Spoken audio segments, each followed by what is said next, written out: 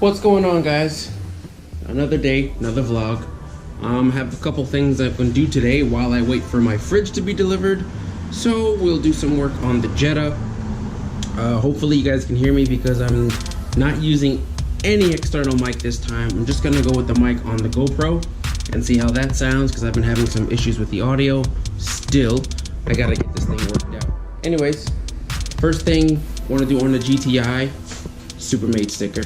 Now, if you know about Supermade, then you know. If you don't know, I can't really tell you. All I know is it's a cool brand. I support it. I support the vlogs. So we're gonna get this sticker put on the GTI today because I put one of these stickers on every single car I own.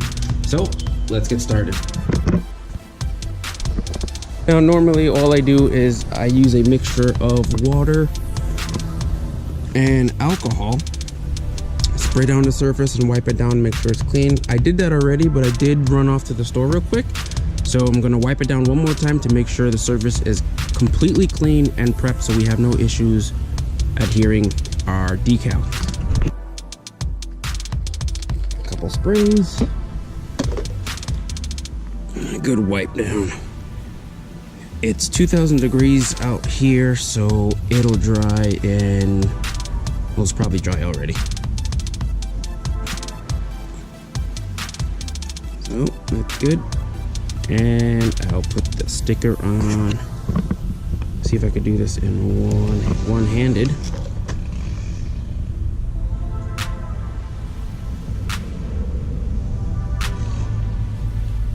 There we go. And I have my vinyl decal squeegee. Always start from the middle and work your way out. Guarantee you get out all the bubbles.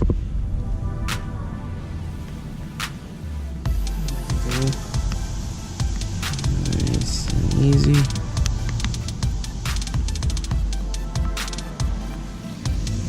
think I got one little bubble right there. Don't worry, doesn't all come out. Just use your fingers and you'll be fine.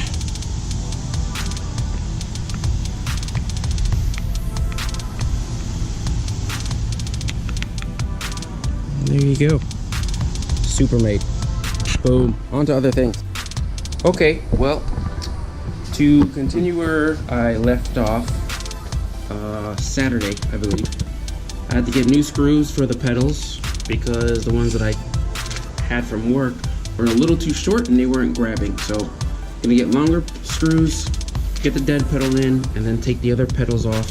Those are the pedals that are gonna be up for grabs with the 1,000 subscriber giveaway, and then we'll get them cleaned up again and we'll install the rest of the Neuspeed pedals. I gotta be careful because the long guys are here.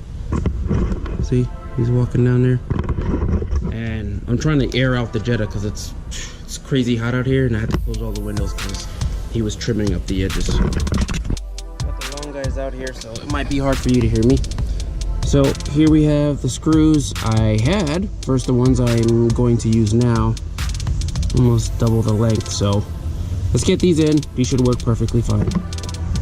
If you have a dead pedal and you're going to install it, just make sure there's nothing behind your carpet that you don't want to have holes in, and then just drill your screws in and it should be good to go.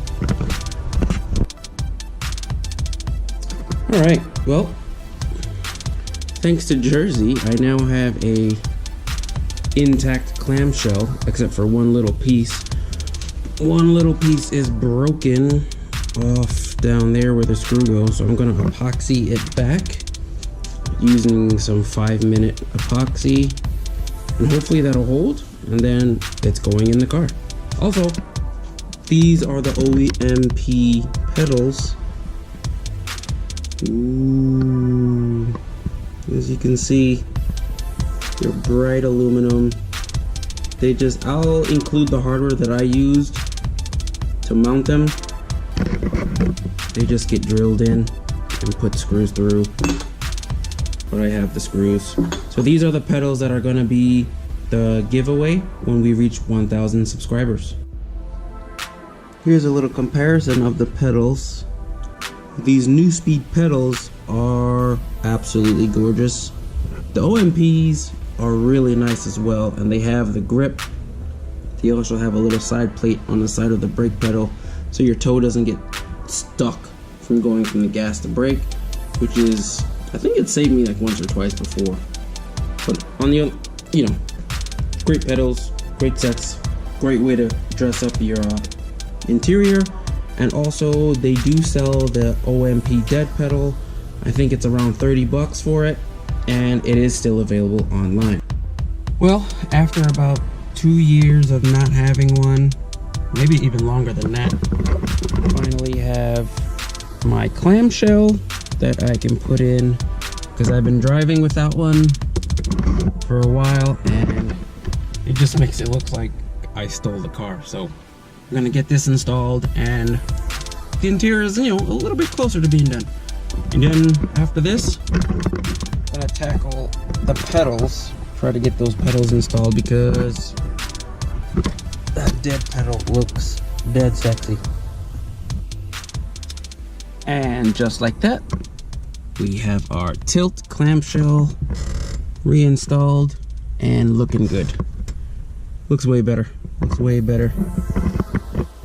We got those Passat, Mark V vent tabs.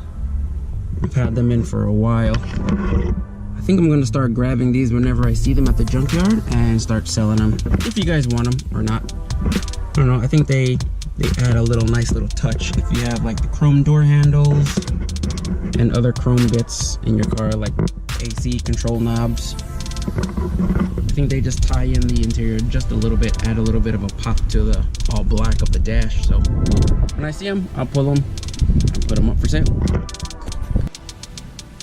Okay, well, looking at this, these pedals are gonna be a big pain in the butt to get them on, because they just have little studs and we have to drill holes in the pedals, and I don't have a template or a guide, so I'm not sure how this is gonna work. My best bet is to put as much paint as I can on the ends of the studs, place the pedal as accurately as possible.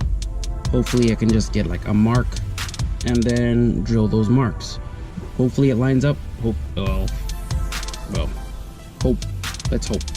We're hoping here. Okay, score. So with these pedals, you can see there's 4 different holes there. You can either have the studs in the wide or the up and down. Well, I put one stud in the top part here. Reason being, you can see here, the brake pedal has a hole in it already from factory. So all I need to do is slip the pedal in from the bottom, because it has a little ridge. Let's see if I could show you. There's a little ridge right down there. That once I get that part locked in, I get the bolt right through, and one bolt with one nut and a washer should hold that pedal, and that'll be that for the brake pedal.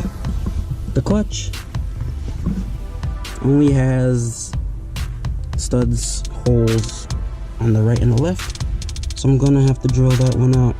That's gonna be the real pain in the butt. So here we go. Gas pedal I'm not even gonna worry about for right now, but let's get these 2 installed. Alright, brake pedal is on and sturdy. That's good, dude. That was easy. Let's hope the clutch pedal goes just as easy, because I don't think it will. I gotta tell you, this is it wasn't as bad as I thought, but it is tough. I got now 3 pedals out of the 4, and dinner's almost ready, so I'm going to leave the gas pedal probably to after dinner or another day. I just have to tighten up the bolts on the clutch pedal. It's a little shaky, so I'm happy. Man, they look really, really, really good. Just, oh man, they look good. All right, guys, it's the next day. We have the first 3 or 4 pedals installed, as you can see there.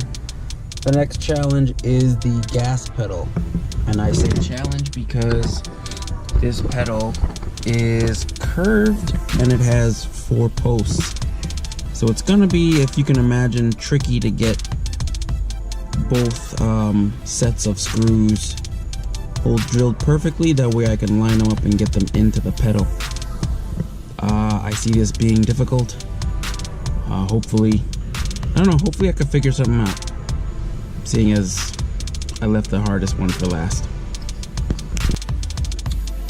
Alright guys, so I figured I only need to use the top 2 or the bottom 2, whichever. I won't need to use both. I think with just the top 2 studs that the pedal will be secure and will hold perfectly fine.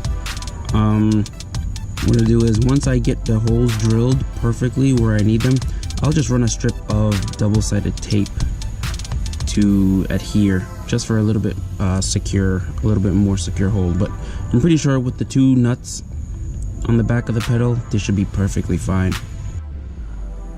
Alright, change in plan. The top 2 holes will not do because the brake pedal, the arm, is wider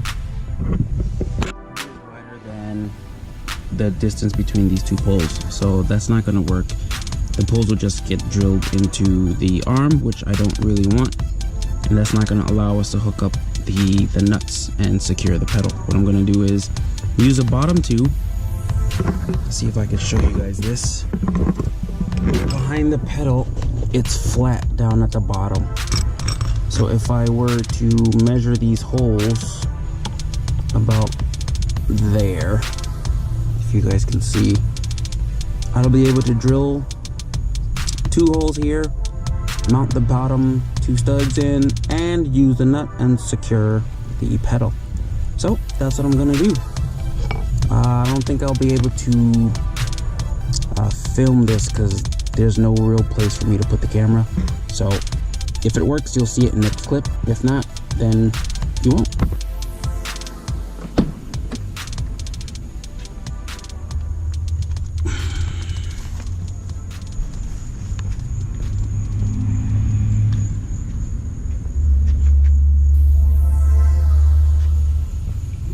Got my drill.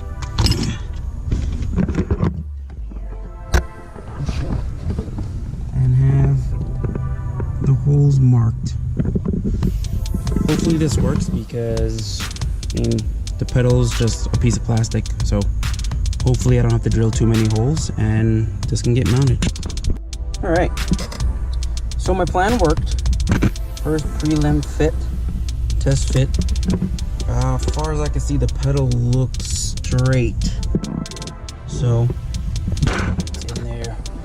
And I'll pop it off to show you guys, if I can.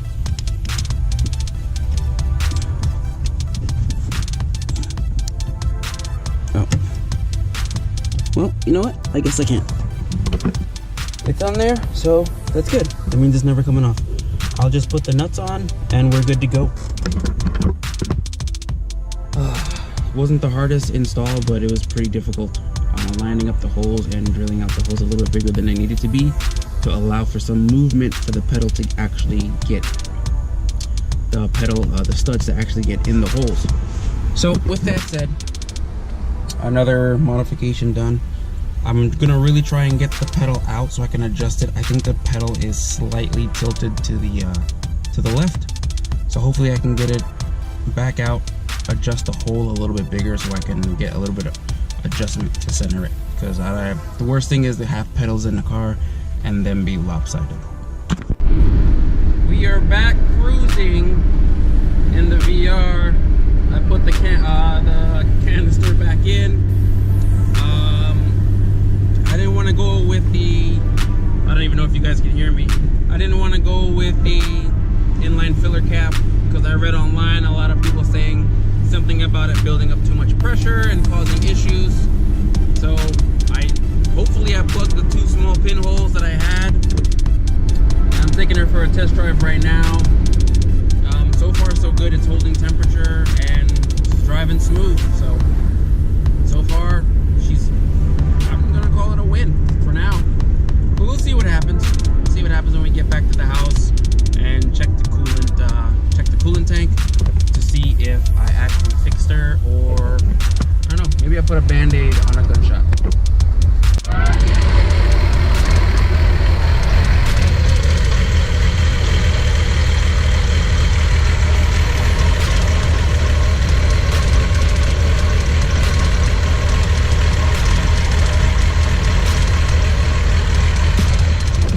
Looks like she's holding. So just got back from the test drive, drove fine, didn't overheat, fans kicked on, I didn't see any leaks. Now granted, I only drove the car maybe, I don't know, 6 or 7 miles, but got up to temperature and everything, drove fine. So I'm gonna say tentatively, until I can get a new one that's completely sealed and brand new, that this is how I'm gonna run the setup, and I'll just go from there. What I wanted to do real quick is, let me go around the other way. Since Jersey's car is on its way out and being parted and this and that, he has the motor mount in the back there. Now my motor mount is crumbling. I don't know if I've shown you guys pics of that. I've seen bits and pieces of the yellow rubber, all over the engine bay. So what I'm gonna do is, I think I'll take this one out, either use it or do my hockey puck hack, do that, and then when I'm ready to swap it in, it'll be ready to go. It'll easily be just unbolt the top motor mount, and then the 2 screws that actually hold the mount in place, swap it in really fast, put it back in, 2 bolts, the 1 bolt that holds to the engine bracket. That way I don't have to sit there and go through the whole process on some hot day. So I think that's what I'm gonna do. Jersey, you see this? Yes, I took your engine mount.